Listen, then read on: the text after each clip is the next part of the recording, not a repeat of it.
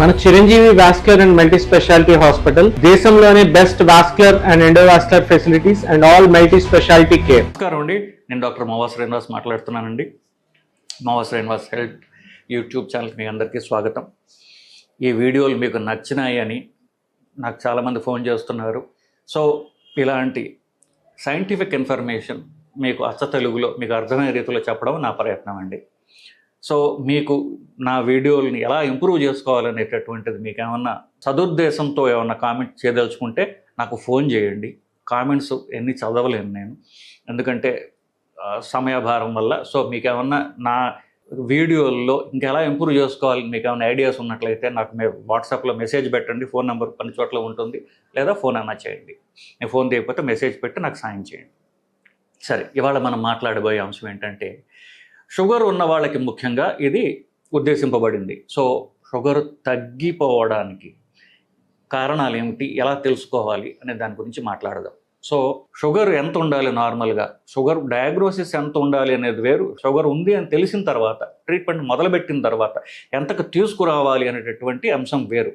మీరు పరీక్ష చేసే షుగర్ ల్యాబ్స్లో ఎక్కడైతే ఉన్నాయో వాళ్ళు ఇష్టం వచ్చినట్టుగా వాళ్ళు పక్కన నెంబర్లు రాస్తారు.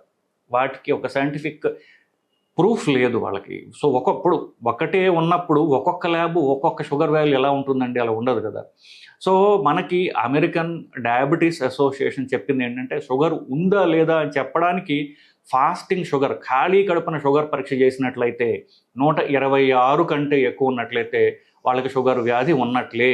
126 తిన్న తర్వాత 200 కంటే ఎక్కువ ఉన్నట్లయితే షుగర్ వ్యాధి ఉన్నట్టు నిర్ధారించడం జరుగుతుంది. ఇది ఉందని చెప్పడానికి.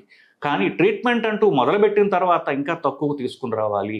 షుగర్కి ట్రీట్మెంట్ మొదలుపెట్టిన తర్వాత, షుగర్ ఉందని నిర్ధారణ అయిన తర్వాత ఖాళీ గడుపున షుగర్ 100-110 మధ్యలో ఉంచుకోవాలి. తిన్న తర్వాత 140 దగ్గరగా ఉంచుకోవాలి. 140, 200 కాదు.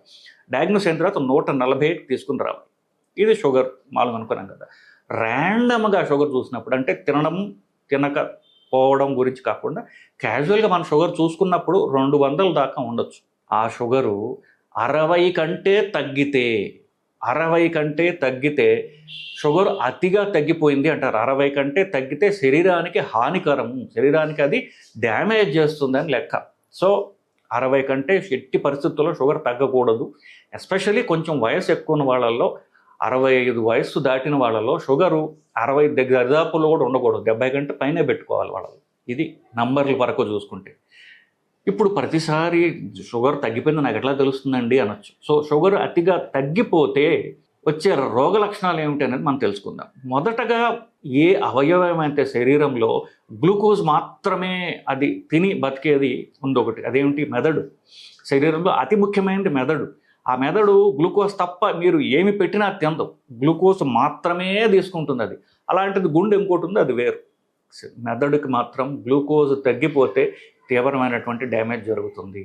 సో ఆ సిమ్టమ్స్ ఫస్ట్ వస్తాయి. గ్లూకోజ్ తగ్గిపోతుంది అనుకోండి, ఎలా మొదలవుతుందంటే మెదడుకి సంబంధించి ఫస్ట్ కొంతమందికి చూపు మందగించడం, మసగగా కనిపించడం, లేకపోతే బయటకు కనిపించవు. నేను చూసేది అంటే టన్నల్ విజన్ అంటారు, అంటే ఇదే కనిపిస్తుంది, పక్కన ఏమీ నాకు కనిపించవు, అంతా మసగగా కనిపిస్తూ ఉంటాయి.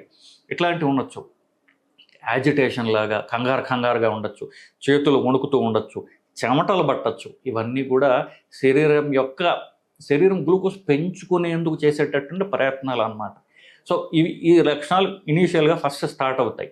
సో నేను చెప్పిన గుండె వరకు వస్తే గుండె వేగంగా కొట్టుకోవడం స్టార్ట్ అవుతుంటుంది. సో ఇది గుండె వరకు చూస్తే. కొంత బీపీ కూడా పెరగచ్చు. సో ఇది ఇంకా తీవ్రంగా తగ్గిపోయింది అనుకోండి షుగరు, వాళ్ళకి మెదడు పని చేయడమే మానేస్తుంది, వాళ్ళ కోమాలకు పోయేటటువంటి అవకాశం ఉంటుంది. ఫిట్స్ అంటారు చూసారా, ఉలుకులు అంటారు, ఫిట్స్ అంటారు, అంటే ఎట్టట్టు కొట్టుకోవడం. సో ఫిట్స్ కూడా రావచ్చు. అంటే ఒకవేళ షుగర్ తగ్గిపోయిందని వెంటనే కనుక చుట్టుపక్కల వాళ్ళు ఎవరు, పేషెంట్కి తెలియపోయిన చుట్టుపక్కల వాళ్ళు కూడా ఎవరు వెంటనే చూసుకోలేకపోతే ఫిట్స్ కూడా వచ్చే అవకాశం తీవ్రమైనటువంటి హైపోగ్లైసీమియాలో ఇది ఉండొచ్చు. ఇకపోతే ఇప్పుడు వీడియో చేసే కారణం ఏంటంటే, ఇవి ఎందుకు వస్తున్నాయని తెలుసుకోవాలి. సో షుగర్ తగ్గడానికి కారణాలు ఏమిటి, అతిగా తగ్గిపోవడానికి అని చెప్పి మనం వీడియో మొదలుపెట్టాం. అది ఇప్పుడు అంశం ఏంటంటే, మనం తినే తిండి బట్టి షుగర్ ఉంటుంది. షుగర్ బట్టి మీకు మందులు ఇవ్వబడతాయి. డాక్టర్ షుగర్ పరీక్ష చేసి కదా మీకు మందులు ఇచ్చేది. సో మందులు మీరు తినే తిండి బట్టి ఉంటుంది, ఆ తిండి మార్చేయకూడదు. సో మా ఇంట్లో ఇవాళ గురువారం నేను ఉపవాసం ఉంటున్నా అన్నప్పుడు ఉపవాసం ఉండండి, తప్పు లేదు. మందులు తగ్గించుకోవాలి. ఈ మందులు నేను ఎక్కడ తగ్గించుకోవాలండి, ఏ మందు తగ్గించాలి, నాకు 4 టాబ్లెట్లు ఒక ఇన్సులిన్ ఉన్నాయి అని అంటే ఉపవాసాలు మానేసేయండి. తిండి మార్చకండి. ఆకలి తగ్గిపోయింది అని తిండి మానేయడం ఇట్లాంటివి చేయకూడదు. అందువల్ల ఒక 50 100 షుగర్ ఎక్కువ ఉంటే ప్రమాదం కాదు. షుగర్ 60 కంటే తగ్గిపోయిందంటే తీవ్రమైన ప్రమాదం. మీరు కోమాలకు పోవచ్చు, ఫిట్స్ రావచ్చు, మెదడు డ్యామేజ్ కూడా కావచ్చు. సో తిండి మార్చవద్దు. కానీ మీకు మార్చాల్సిన పరిస్థితి వస్తే షుగర్ మందులో లేకపోతే ఇన్సులిన్నో మీరు సగం చేసుకోవాలి. కాస్త షుగర్ ఎక్కువ ఉంటే ఒక్క పూట కొంచెం షుగర్ ఒక 100 ఎంతో ఎక్కువ ఉంటే ప్రమాదం కాదు, తగ్గిపోతే తీవ్రమైన ప్రమాదం. అది ఫస్ట్ పాయింట్. లేదా మీరు తిండి కరెక్ట్గానే తింటున్నారు, రోజు మార్చకుండా అదే తిండి తింటున్నారు, మందులు ఎక్కువైపోయాయి. మీ డాక్టరు లాస్ట్ టైం షుగర్ చూసి కొంచెం మందులు పెంచారు, దానివల్ల తీవ్రమైన రియాక్షన్ వచ్చి షుగర్ మందులు వల్ల షుగర్ తగ్గిపోతుంది. సో తిండి తగ్గుతోంది, మందులు పెరుగుతున్నాయి. ఇప్పుడు ఈ బ్యాలెన్స్కి చెప్పాను కదా, తిండి బట్టి మందులు ఉంటాయి. తిండి తగ్గిన మందులు పెరిగిన బ్లడ్ షుగర్ లెవెల్ మధ్యలో అనేది తగ్గిపోవచ్చు. సో ట్రీట్మెంట్ మార్చవద్దు, తిండి మార్చవద్దు. మీరు తిండి తగ్గిస్తే ట్రీట్మెంట్ తగ్గించుకోవాలి. ఇన్సులిన్ కాస్త తగ్గించుకోవాలి. ట్యాబ్లెట్లు గ్లైమిపరైడ్ అనే ట్యాబ్లెట్ తగ్గించుకోవాలి. ఇది కామన్గా 90% ఈ కారణం చేతనే నడుస్తూ ఉంటుంది. ఇకపోతే కొన్ని వేరే కారణాలు ఉన్నాయి. అవేంటి? రాత్రిపూట ఆల్కహాల్ ఎక్కువగా తీసుకోవడం. సో ఆల్కహాల్ తీసుకుంటే ఆల్కహాల్ వల్ల షుగర్ తగ్గిపోతుంది, ఆల్కహాల్ వల్ల తిండి తినరు సరిగ్గా, దీనివల్ల షుగర్ తగ్గిపోతూ ఉంటుంది. కొన్ని రకమైన జబ్బులు, కిడ్నీ, లివర్, ఈ ప్రాబ్లమ్స్ ఉన్న వాళ్ళు షుగర్ తగ్గిపోవచ్చు. కామన్గా షుగర్ ప్రాబ్లం ఉన్న వాళ్ళల్లో వీళ్ళకి తెలియకుండా మెల్లగా కిడ్నీ ప్రాబ్లం మొదలవుతుంది. సో మాటికి షుగర్ తగ్గిపోతుంది అనుకుంటే కిడ్నీ ప్రాబ్లం మొదలైందో అని చెప్పేసి, లేదు అని చెప్పేసి మీరు డాక్టర్ దగ్గరికి వెళ్ళి పరీక్ష చేయించుకోవడం ముఖ్యం. సో మాటికి షుగర్ తగ్గిపోతుంది అంటే ప్రాబబ్లీ కిడ్నీ ప్రాబ్లం మొదలైందేమో అనేటటువంటి పరీక్షలు మీరు డాక్టర్ని అడిగి చేయించుకోవాల్సినటువంటి అవసరం ఉంటుంది. ఇంకొక షుగర్ తగ్గిపోయే లక్షణం ఏంటంటే, అర్ధరాత్రి నిద్రపోతున్నప్పుడు మధ్య నిద్రలో షుగర్ తగ్గిపోయింది అనుకోండి, అలా ఎలా తెలుస్తుందంటే ఇనీషియల్గా వాళ్ళకేదో పీడ కళలు వస్తుంటాయి, ఏదో గొంతు నొక్కేస్తున్నట్టు, ఛాతీ ద్వారా కూర్చున్నట్టు ఒక పీడ కళల్లాగా వస్తాయి. షుగర్ తగ్గిపోతుంది అనమాట. అప్పుడే షుగర్ పరీక్ష చేసుకోవాలి, లేదా కాస్త గ్లూకోజ్ వేసుకోవాలి. అది అంత అంటే ఇది అంత మనం నవ్వేసి తీసేయాల్సినటువంటి పీడకల అనుకునేది కాదు. షుగర్ పరీక్ష చేసి చూసుకోండి మీరు. అది షుగర్ తగ్గిపోతున్నందుకు ఒక ఎర్లీ సైన్ కావచ్చు అది.